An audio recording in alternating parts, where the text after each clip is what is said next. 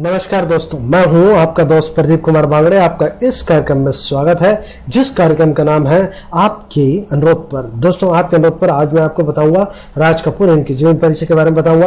दोस्तों, अगर आप मेरे चैनल को पहली बार देख रहे हैं तो आपसे अनुरोध है कि आप इसे लाइक करें, वीडियो के नीचे रेड कलर का बटन है उसे दबा के सब्सक्राइब करें, बाजू में एक बेल है उसे भी दबाएं ताकि मैं जो भी वीडियो अपलोड करूं वो सबसे पहले आप तक पहुंचे।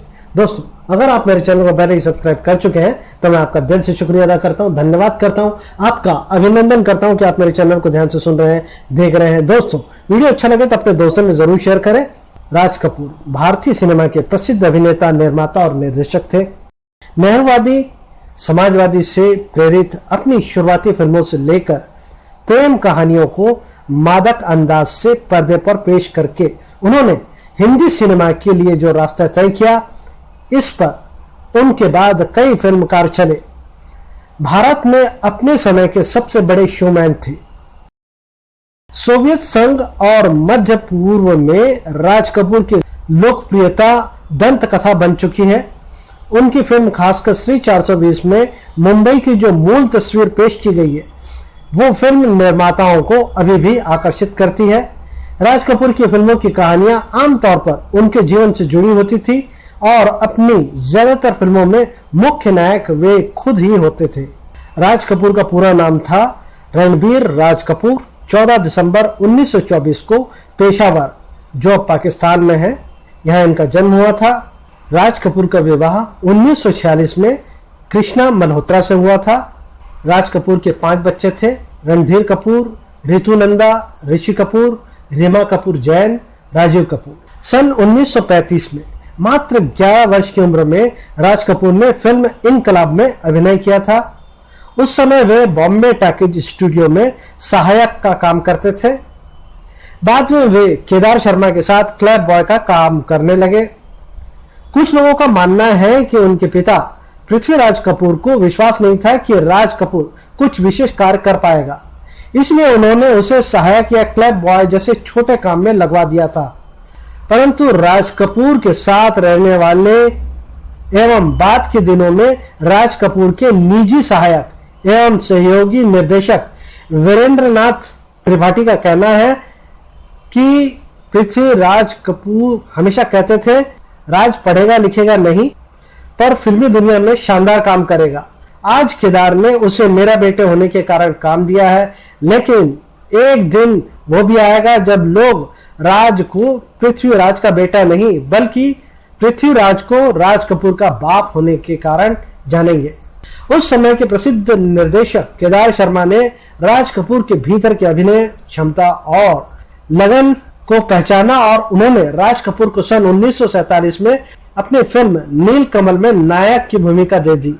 नायक के रूप में राज कपूर का फिल्मी सफर हिंदी सिनेमा की वीनस मानी जाने वाली सुप्रसिद्ध अभिनेत्री मधुबाला के साथ आरंभ हुआ। 1946-47 में प्रदर्शित केदार शर्मा की नीलकमल तथा मोहन सिंह के निर्देशन में बनी चित्तौड़ विजय और दिल की रानी तथा 1948 में एम खेलकर द्वारा निर्देशित अमर प्रेम में भी मधुबाला ही राज कपूर की नायिका थी। नरगिस के अतिरिक्त मधुबाला के साथ ही राज कपूर ने सबसे अधिक फिल्मों में नायक की भूमिका की है, परंतु इनमें सफल केवल नीलकमल ही हुई। अन्य फिल्मों की असफलता के कारण उन्हें भुला दिया गया। 1948 में प्रदर्शित आग वो पहली फिल्म थी जिसमें अभिनेता के साथ साथ निर्माता निर्देशक के रूप में भी राज कपूर सामने आए। हालांकि ये फिल्म सफल नहीं हो पाई। आग के प्रदर्शन के साथ ही राज कपूर की छवि एक विवादग्रस्त व्यक्तित्व के रूप में बनी। आग स्थापित परंपराओं का अनुकरण नहीं करती थी, किंतु वो अपनी अलग पहचान भी नहीं बना सकी। आग के बाद 1949 में राज कपूर बरसात फिल्म में अभिनय के साथ साथ निर्माता निर्देशक के रूप में भी पुनः उपस्थित हुए और इस फिल्म ने सफलता का नया मानदंड कायम कर दिया। इस फिल्म की लगभग पूरी टीम ही नहीं थी। संगीतकार नए थे शंकर जयकिशन, गीतकार नए थे हसरत जयपुरी और शैलेंद्र, लेखन नया था रामानंद सागर, फिल्म की नायिका भी नई थी निम्मी। इतना ही नहीं, राधु कर्मकार, MR अचरेकर और जी माइकल जैसे नए टेक्नीशियनों की पूरी टीम थी। इन कारणों से लोग कहते थे आग में जो कुछ जलने से रह गया था वो बरसात में बह जाएगा, लेकिन राज कपूर ने किसी की बात पर ध्यान नहीं दिया। सिर्फ 1 वर्ष के समय में बरसात पूरी हो गई और 1949 में बरसात के प्रदर्शन के साथ ही हिंदी सिनेमा में विस्मय का विस्फोट हुआ। शंकर जयकिशन, शैलेंद्र, हसरत जयपुरी, रामानंद सागर, निम्मी और सारे टेक्नीशियन रातों रात चोटी पर पहुंच गए। बरसात का संगीत देश काल की सीमाओं को लांघ गया। चारों ओर मुकेश और लता के गाए हुए गीत की धुन थी। गायिका लता मंगेशकर की पहचान भी बरसात फिल्म में ही मुख्यतः बन पाई। बरसात पूरी तरह एक नई फिल्म थी जिसकी नसों में पूरा का पूरा नया खून था। इतनी ताजगी और स्वनिर्मित के साथ जोड़कर इस तरह सफल होने का दूसरा कोई उदाहरण आजादी के बाद के हिंदी सिनेमा के पास नहीं है। बरसात की ही प्रचंड सफलता का यह परिणाम था कि इसके अगले वर्ष अर्थात 1950 में नायक के रूप में राज कपूर की 6 फिल्में आई। राज कपूर के पूरे नायक युग में एक वर्ष में इससे अधिक फिल्म कभी नहीं आ पाई। इस वर्ष नरगिस के साथ उन्होंने जान पहचान और प्यार फिल्म आई। केदार शर्मा के निर्देशन में गीता बाली के साथ बावरे नयन, AR कारदार के निर्देशन में सुरैया के साथ दास्तान, जी शंकर के निर्देशन में निम्मी के साथ भंवर और रेहाना के साथ PL संतोषी के निर्देशन में सरगम सन 1950 में रिलीज होने वाली फिल्में थी। इनमें कारदार की दास्तान सबसे अधिक सफल रही। ये एकमात्र फिल्म है जिसमें राज कपूर सुरैया के साथ नायक बने हैं। सरगम, दास्तान और बावरे नयन का संगीत अत्यधिक लोकप्रिय हुआ। सरगम और बावरे नयन भी टिकट खिड़की पर सफल रही। इसके बाद तो महबूब, केदार शर्मा, नितिन बोस, विमल रॉय, महेश कौशल, वी शांताराम जैसे महामहिमों के रहते नौसिखिए राज कपूर ने अपनी फिल्म आवारा से साबित कर दिया कि वो हर मोर्चे पर बड़े बड़े दिग्गजों के हौसले पस्त कर सकते हैं। सन 1951 में प्रदर्शित आवारा हिंदी सिनेमा के इतिहास में मील का पत्थर साबित हुई। इसने राज कपूर को नायक के रूप में नई और अलग पहचान दी। आवारा ने ही फिल्मकारों के रूप में एक दृष्टिकोण दिया और आवारा ने ही उनकी फिल्मों को सामाजिक यथार्थ के धरातल पर ला खड़ा किया। सुप्रसिद्ध फिल्म समालोचक प्रहलाद अग्रवाल के शब्दों में, आवारा ने इस 27 साल के नौजवान को उस ऊंचाई पर पहुंचा दिया जहां तक पहुंचने के लिए बड़े से बड़ा कलाकार ललायत हो सकता है। आवारा ने ही उसे अंतर्राष्ट्रीय ख्याति प्रदान की, यहां तक कि वो पंडित जवाहरलाल नेहरू के बाद सर्वाधिक लोकप्रिय व्यक्तित्व बन गए। सोवियत रूस में अनेक समाजवादी देशों में आवारा को सिर्फ प्रशंसा ही नहीं मिली, वरन वहां की जनता ने भी बेहद आत्मीयता के साथ इसे अपनाया। विनोद विप्लव के शब्दों में, भारत ने विश्व स्तर पर चाहे जो छवि बनाई हो और उसके जो भी नए प्रतीक हो, लेकिन इतना तय है कि चीन, पूर्व सोवियत संघ और मिस्र जैसे देशों में राज कपूर हमेशा के लिए भारत का प्रतीक बने रहे। चीन के सबसे बड़े नेता माओ तनसेंग ट्विंग ने सार्वजनिक तौर पर कहा था कि आवारा उनकी सर्वाधिक पसंदीदा फिल्म है। शायद यही कारण है कि आज भी पेइचिंग और मास्को की सड़कों पर घूमते टहलते हुए आवारा के ही गीत सुनाई पड़ेंगे। राज कपूर की लोकप्रियता के विशाल दायरे का एक उदाहरण मात्र है। सन 1952 में नायक के रूप में राज कपूर की 4 फिल्में प्रदर्शित हुई, अंबर, अनहोनी, बेवफा और आशियाना। इन चारों में ही उनकी नायिका नरगिस थी। इतना ही नहीं, सन 1951 से 1956 के बीच राज कपूर की जितनी भी फिल्में आई उसमें नायिका नरगिस ही थी। यह भी अपने आप में एक रिकॉर्ड है। इस वर्ष की जैन देसाई निर्देशित अंबर सबसे सफल फिल्म थी और ख्वाजा अहमद अब्बास निर्देशित अनहोनी सबसे असफल फिल्म थी। M.L. आनंद के निर्देशन में बनी बेवफा इस वर्ष की एक महत्वपूर्ण फिल्म थी जिसमें राज, नरगिस के साथ अशोक कुमार भी थे। अशोक कुमार ने बेवफा में एक भावुक चित्रकार की भूमिका में मर्म स्पर्श अभिनय किया था। सन 1953 में राज कपूर के लिए दुर्भाग्यपूर्ण वर्ष साबित हुआ। इस वर्ष उनकी RK फिल्म की 3 फिल्में रिलीज हुई। आह, धुन और पापी, ये तीनों फिल्में असफल हो गई। हालांकि इनमें से आह की असफलता एक आश्चर्यजनक बात है। इसमें राज कपूर ने टीबी के मरीज के रूप में एक निराश प्रेमी की भूमिका निभाई थी, जिसे दर्शक स्वीकार नहीं कर पाए। राजा की आएगी बारात, रंगीली होगी रात, मगर मैं नाचूंगी, आजा रे अब मेरा दिल पुकारे, जाने ने नजर पहचाने जिगर आदि गीत बेहद लोकप्रिय हुए। फिर भी आह इसलिए असफल हो गई क्योंकि आवारा ने राज कपूर की इमेज के बिल्कुल अलग किस्म के मस्त मौला फक्कड़ नौजवान की बना दी थी। उस प्रेम में राज कपूर का ये निराशावादी व्यक्तित्व कहीं नहीं अटका था। सन 1953 की इन 3 फिल्मों की असफलता से राज कपूर की लोकप्रियता को गहरा धक्का लगा। राज कपूर के पास उस समय कोई फिल्म नहीं थी, लेकिन वे हार मानने वाले व्यक्ति नहीं थे। आर की असफलता के बाद तुरंत आर के फिल्म के अंतर्गत एक ऐसी फिल्म बनाई गई जिसने पूरे फिल्म उद्योग को चौंका दिया। यह फिल्म थी बूट पॉलिश, जिसमें राज कपूर स्वयं नायक भी नहीं थे और नरगिस भी नहीं थी। इसमें थे 2 बाल कलाकार, बेबी नाज और रतन कुमार, और प्रसिद्ध चरित्र अभिनेता अब्राहम डेविड। बाल फिल्मों की सफलता हमेशा ही संदिग्ध रहती है, परंतु राज कपूर के महत्वाकांक्षी व्यक्तित्व के अनुरूप बूट पॉलिश एक ऐसी करिश्माई साबित हुई जिसने उनकी प्रतिष्ठा पर लगे धक्के के एहसास तक को नष्ट कर दिया। इसकी रजत जयंती सफलता ने पूरे फिल्म उद्योग को अचंभे में डाल दिया। सन 1955 में आर के फिल्म की श्री 420 ने फिर से राज कपूर को सबसे बढ़कर बना दिया। इस फिल्म को सफलता तो मिली ही, देश विदेश में सराहना भी हुई, और इन दोनों से बढ़कर यह कि श्री 420 अपने समय की सबसे अलग फिल्म थी, बिल्कुल नए मिजाज की। दर्शकों को इसके नया स्वाद मिला। उन्होंने इसकी संवेदनशील भाषाओं में सामाजिक जिंदगी का नया अर्थ पहचाना। तब देश आजाद हुए कुल 6 वर्ष हुए थे। जनमानस पर आजादी का नशा छाया हुआ था। उस समय श्री 420 में सभ्यता और प्रगति की आड़ में पनक रही खोखली नैतिकता को पहचानने की कोशिश के साथ ही उसके संभावित खतरों से आगाह किया गया था। इस फिल्म में राज कपूर का अभिनय बेमिसाल है। इसमें वे मजाक में बहुत बड़ी बात कहते हैं। ये एक ऐसी फिल्म थी जो अपने समय की जरूरतों को पूरा करती है, हर वर्ग के दर्शक के साथ सामंजस्य स्थापित कर लेती है। सन 1956 राज कपूर के जीवन का महत्वपूर्ण वर्ष रहा। इस वर्ष वे एक और कलात्मक ऊंचाइयों के शीर्ष तक पहुंचे और दूसरी ओर लोकप्रियता के उच्चतम शिखर तक भी।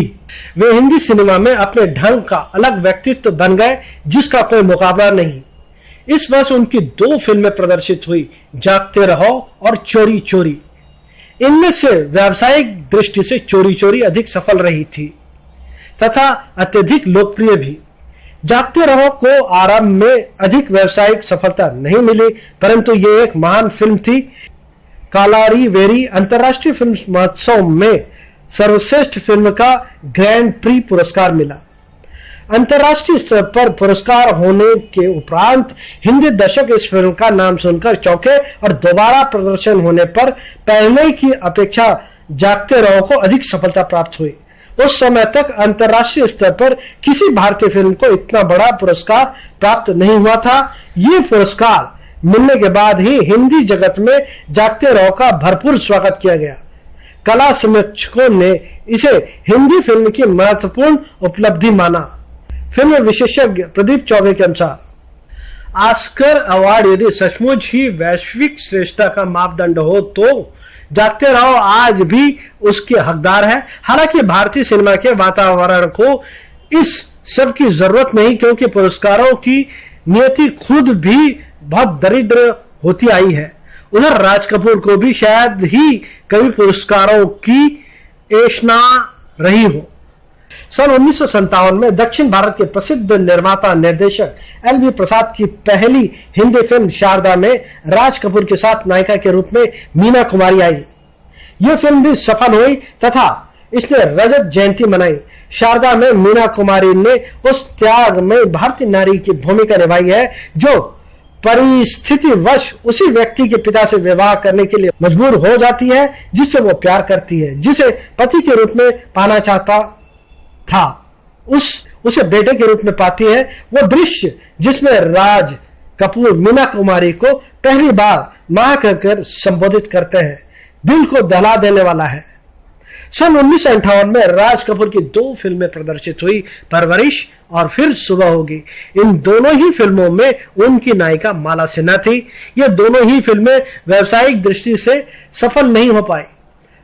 परवरिश एक सामान्य फिल्म थी, परंतु दोस्तोयेव्स्की के सुप्रसिद्ध उपन्यास अपराध और दंड पर आधारित फिर सुबह होगी वस्तुतः एक उत्तम फिल्म है। 58 में प्रदर्शन होने वाली रमेश सहगल की फिर सुबह होगी निश्चित ही एक उम्दा फिल्म थी, लेकिन टिकट खिड़की पर बुरी तरह असफल रही। हिंदी सिनेमा में कभी कभी कुछ चमत्कार भी होते हैं। फिर सुबह होगी की असफलता एक ऐसी ही चमत्कार थी।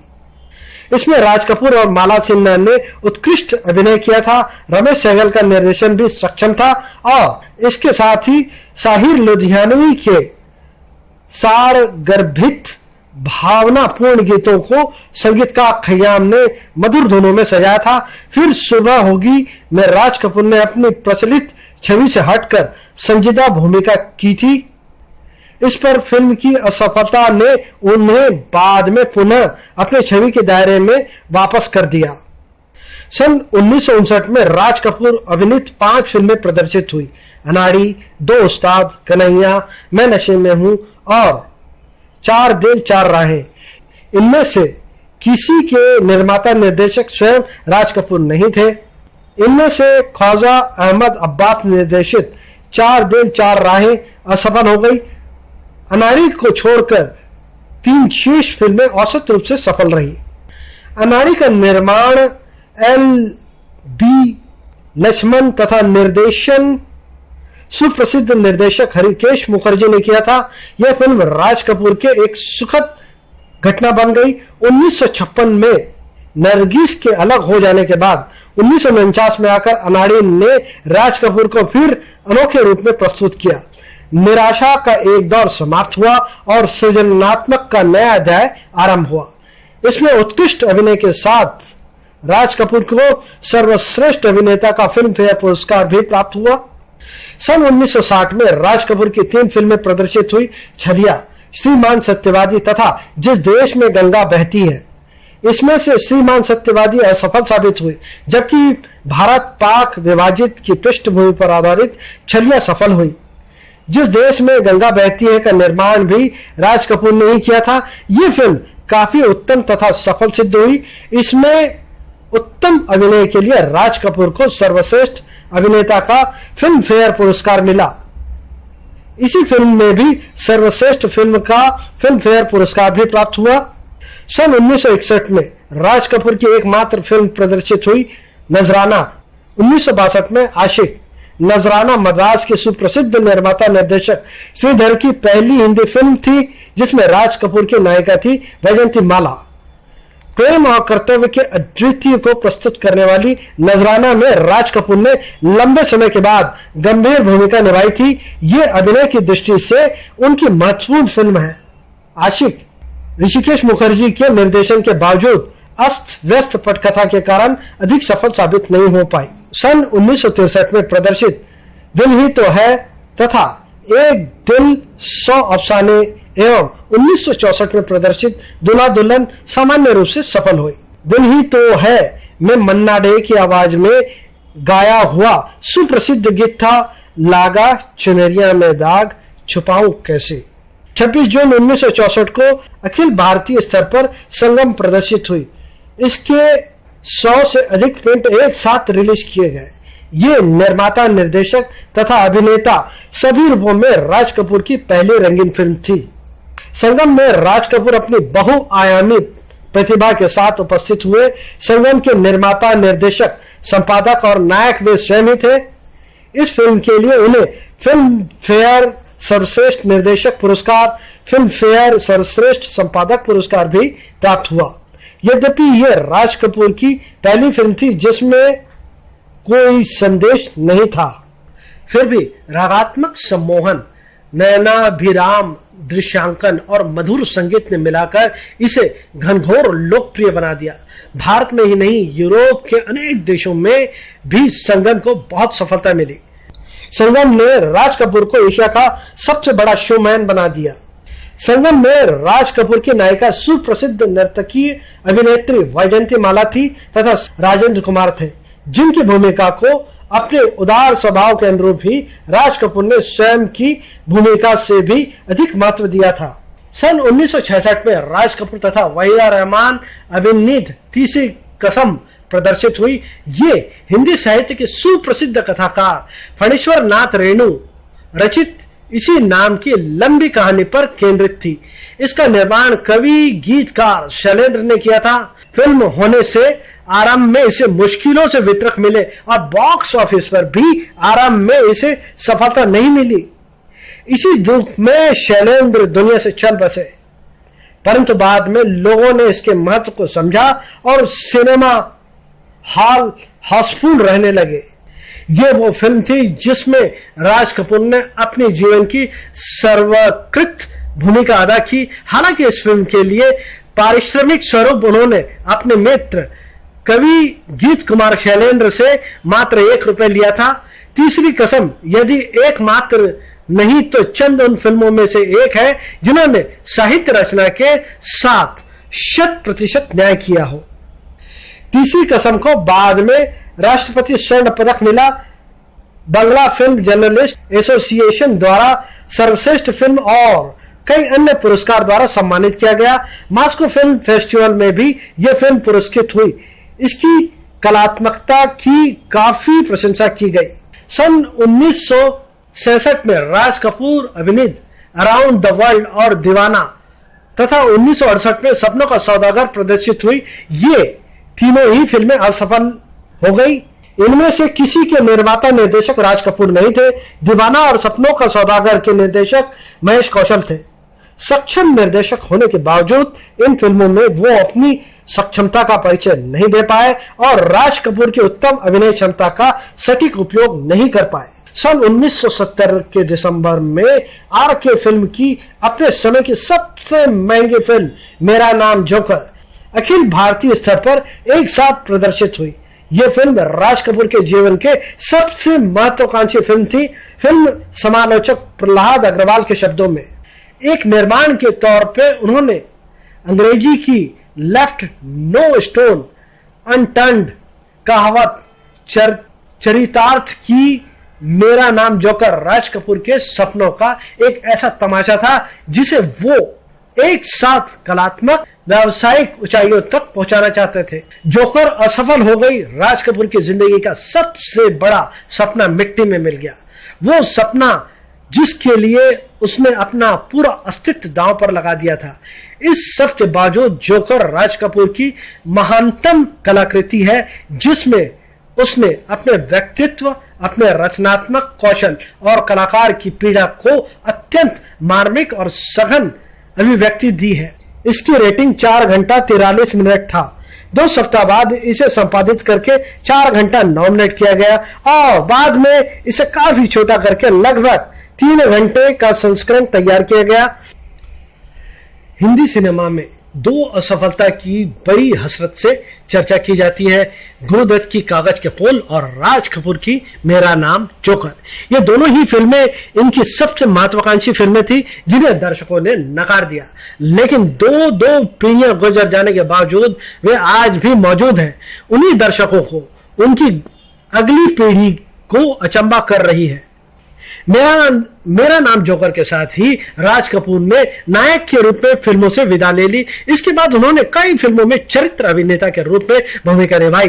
वह पहली बार आरके फिल्म के बैनर तले निर्मित कल, आज और कल में चरित्र अभिनेता के रूप में प्रस्तुत हुए। इसके निर्देशक थे उन्हीं के ज्येष्ठ पुत्र रणधीर कपूर। बाद में रणधीर कपूर निर्देशित धर्म करम के अलावा उन्होंने दारा सिंह की फिल्म मेरा देश मेरा धर्म, दुलाल गुहा निर्देशित खान दोस्त, ऋषिकेश मुखर्जी की नौकरी, संजय खान की चांदी सोना तथा अब्दुल्ला में भी चरित्र अभिनय किया। नरेश कुमार के 2 जासूस तथा गोपीचंद जासूस में अपेक्षाकृत उन्होंने मुख्य भूमिका निभाई। वकील बाबू उनके द्वारा अभिनीत अंतिम फिल्म थी। मेरा नाम जोकर जैसी क्लासिक फिल्म की व्यावसायिक सफलता तथा अपनी व्यावसायिक क्षमता के प्रति लोगों की आशंकाओं को निराधार साबित करते हुए राज कपूर ने स्वनिर्मित बाबी फिल्म के निर्माण द्वारा ये सिद्ध कर दिया कि यदि बॉक्स ऑफिस ही उनके ध्यान में हो तो वो बड़े से बड़े सितारे के बिना बॉक्स ऑफिस पर तहलका मचा देने में पूरी तरह सक्षम है।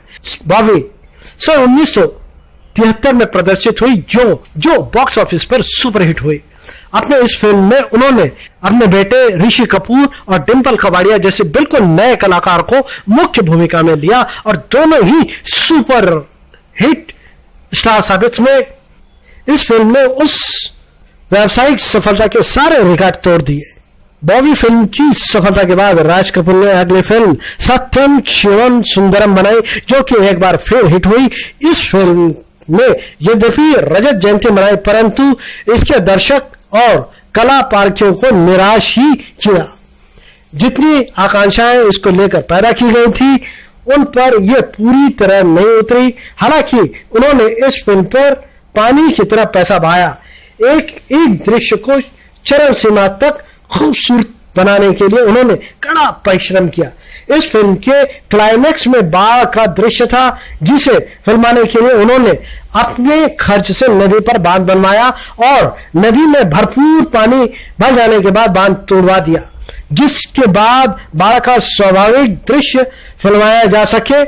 जयप्रकाश के शब्दों में, सत्यम के बाढ़ दृश्य इतने प्रमाणित इसलिए लगते हैं कि वे असली बाढ़ के दृश्य है और कमर तक पानी में खड़े रहकर लिए गए थे। दरअसल वे दृश्य बहुत खतरा उठाकर लिए गए थे, क्योंकि बाढ़ का तेज बहाव यूनिट के सदस्यों को मुसीबत में डाल सकता था। स्वयं राज कपूर कमर तक पानी में खड़े रहकर काम कर रहे थे। जब बाढ़ का पानी उतर गया तब देखा कि सत्यम के लिए लगाया गया पूरा गांव बह गया। मंदिर का विशाल सेट लगभग नष्ट हो गया। राज कपूर ने उस समय भी शूटिंग की जब बाढ़ का पानी उतरा था, क्योंकि फिल्मों में उन दृश्यों की आवश्यकता थी। सत्यम शिवम सुंदरम के बाद राज कपूर ने प्रेम रोग का निर्माण किया। इसका निर्देशन भी उन्होंने स्वयं किया। इसके नायक के रूप में ऋषि कपूर एवं नायिका के रूप में पद्मिनी कोल्हापुरी को लिया गया। आरंभ में इस फिल्म की सफलता की गति काफी धीमी रही। इसके विरुद्ध प्रचार भी खूब हुआ, परंतु धीरे धीरे ये संभलती चली गई तथा सफल हो गई। अनेक स्थानों पर इसने रजत जयंती मनाई। यद्यपि इसकी व्यापारिक सफलता चमत्कारी नहीं थी, परंतु अनेक दृश्यों से इस फिल्म को काफी महत्वपूर्ण माना गया। ये न केवल विधवा विवाह की समस्या पर आधारित थी, वरन मूलतः ये औरत के बारे में तत्कालीन सामंती सोच पर बहुत से सूक्ष्मता से प्रहार करने वाली फिल्म थी। सन 1985 में रणधीर कपूर द्वारा निर्मित तथा राज कपूर द्वारा निर्देशित फिल्म राम तेरी गंगा मैली प्रदर्शित हुई। ये वो समय था जब पिछले कुछ वर्षों में फिल्म उद्योग के प्राय सभी हिंदी फिल्में निर्माता चमत्कारी सफलता का मुंह देखने के लिए तरस गए थे। इस फिल्म के भी रिलीज होने के एक दिन पहले तक किसी को अनुमान भी नहीं था कि राज कपूर का ये जादू फिर लोगों के सिर चढ़कर बोलेगा। वैसे भी फिल्म में कोई स्टार नहीं था जिसका सम्मोहन दर्शकों को खींचता। राज कपूर की इससे पहले की सारी फिल्में फ्लॉप हो चुकी थी, लेकिन जब यह फिल्म रिलीज हुई तो इसने सफलता का नया कीर्तिमान रच दिया। राम तेरी गंगा मैली बनाने के बाद वे हिना निर्माण में लगे। भारतीय युवक और पाकिस्तानी युवती के प्रेम संबंधों पर आधारित थी। हिना के निर्माण के दौरान राज कपूर की मृत्यु हो गई और उस फिल्म को उनके बेटे रणधीर कपूर ने पूरा किया। राज कपूर को संगीत की बहुत अच्छी समझ थी, साथ ही साथ वे ये भी अच्छी तरह से जानते थे कि किस तरह के संगीत को लोग पसंद करते हैं। यही कारण है कि आज उनके फिल्मों के गाने लोकप्रिय हैं। जय शंकर जैसे प्रसिद्ध के शिखर तक पहुंचाने वाले संगीतकार को उन्होंने ही अपनी फिल्म बरसात में पहली बार संगीत प्रस्तुतिकरण का अवसर दिया था। फिल्म बरसात से राज कपूर ने अपने फिल्म के गीत संगीत के लिए एक प्रकार की एक टीम बना ली थी, जिसमें उनके साथ गीतकार शैलेंद्र तथा हसरत जयपुरी, गायक मुकेश, संगीतकार शंकर जयकिशन शामिल थे। ये सभी एक दूसरे के अच्छे मित्र थे और बहुत लंबे अरसे तक एक साथ मिलकर काम करते रहे। सूरज बड़जात्या की पहली फिल्म मैंने प्यार किया, सूरज बड़जात्या की पहली फिल्म मैंने प्यार किया का सफल प्रदर्शन हुआ और फिल्म के लिए श्रेष्ठ निर्देशन का पुरस्कार लेते हुए बड़जात्या ने कहा कि राज कपूर की फिल्मों ने उन्हें प्रेरित किया है। पाठ्यक्रम की तरह मैं उनकी फिल्में बार बार देखता हूं। युवा पीढ़ी के करण जौहर, आदित्य चोपड़ा भी राज कपूर की फिल्मों से प्रेरित है। DC भास्कर राव कहते हैं वे भारतीय सिनेमा के एक ऐसे कलाकार थे जिनकी तुलना अन्य किसी कलाकार से नहीं की जा सकती। सिनेमा का कोई भी ऐसा क्षेत्र नहीं है जिसका ज्ञान और अनुभव उन्हें नहीं था। सिनेमा उनमें बसता था और वे खुद सिनेमा को जीते थे। यही कारण है कि वे एक मिसाल बन गए। उनकी कामयाबी और ऊंचाई तक कोई भी पहुंच नहीं पाया है। उन्हें अपने अभिनय के लिए 10 सर्वश्रेष्ठ अभिनेताओं में से एक माना गया है। उन्हें सदी के सर्वश्रेष्ठ निर्देशक और सदी के सर्वश्रेष्ठ शोमैन का सम्मान प्राप्त है। उन्हें सिनेमा का सबसे बड़ा शोमैन माना जाता है, लेकिन इसका अर्थ कदापि नहीं है कि वे सिर्फ व्यावसायिक फिल्में ही बनाते थे। उनकी अधिकांशिक फिल्मों में व्यावसायिकता, कलात्मकता, साहित्यिकता और सामाजिक का सम्मोहन सम्मिश्रण मिलता है।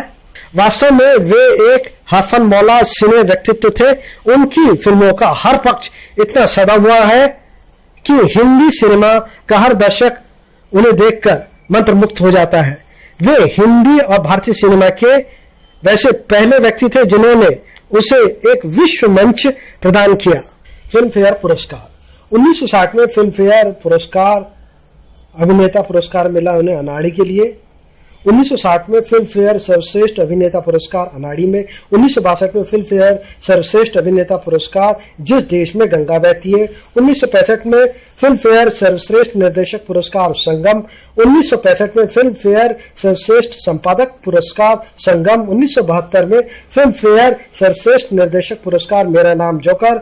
1983 में फिल्म फेयर सर्वश्रेष्ठ निर्देशक पुरस्कार प्रेम रोग। 1983 में फिल्म फेयर सर्वश्रेष्ठ संपादक पुरस्कार प्रेम रोग। 1986 में फिल्म फेयर सर्वश्रेष्ठ निर्देशक पुरस्कार राम तेरी गंगा मैली। 1986 में फिल्म फेयर सर्वश्रेष्ठ संपादक पुरस्कार राम तेरी गंगा मैली। उनकी प्रमुख फिल्में जिनमें वो हीरो थे। 1970 मेरा नाम जोकर, ये उनकी अंतिम फिल्म थी। 1968 सपनों का सौदागर। 1966 अराउंड द वर्ल्ड। 1966 दीवाना। 1966 तीसरी कसम। 1964 संगम। 1964 दूल्हा दुल्हन। 1963 दिल ही तो है। 1963 एक दिल 100 अफसाने। 1962 आशिक। 1961 नजराना। 1960 जिस देश में गंगा बहती है। 1960 छलिया। 1960 श्रीमान सत्यवादी। 1959 अनाड़ी। 1959 कन्हैया। 1959 दो उस्ताद। 1959 मैं नशे में हूँ। 1959 चार दिल चार राहें। 1968 परवरिश। 1958 परवरिश। 1958 फिर सुबह होगी। 1957 शारदा। 1956 जागते रहो। 1956 चोरी चोरी। 1955 श्री 420। 1954 boat polish. 1953 धून। 1953 आह। 1953 पापी। 1952 अनहोनी। 1952 अंबर। 1952 आशियाना। 1952 बेवफा। 1951 आवारा। 1950 सरगम। 1950 भंवर। 1950 बाबरे नयन। 1950 प्यार। 1950 दास्तान। 1950 जान पहचान। 1949 परिवर्तन। 1949 बरसात। 1949 सुनहरे दिन। 1949 अंदाज। 1948 अमर प्रेम। 1948 गोपीनाथ। 1948 आग। 1947 जेल यात्रा। 1947 दिल की रानी। 1947 चित्तौड़ विजय। 1947 नील कमल मधुसूदन नायक के रूप में प्रथम फिल्म थी। उन्होंने कई सारी फिल्मों में चरित्र भूमिका निभाई। इस महान अभिनेता ने 2 जून 1988 को अंतिम बार सांस ली। उनकी मृत्यु नई दिल्ली में हुई थी। तो उम्मीद करता हूं दोस्तों मैंने आपको जो जानकारी दी है वो आपको जरूर अच्छी लगी होगी। तो इसी के साथ अपने दोस्त प्रदीप कुमार बांगड़े को इस कार्यक्रम से जाने की इजाजत दीजिए। नमस्कार, जय हिंद।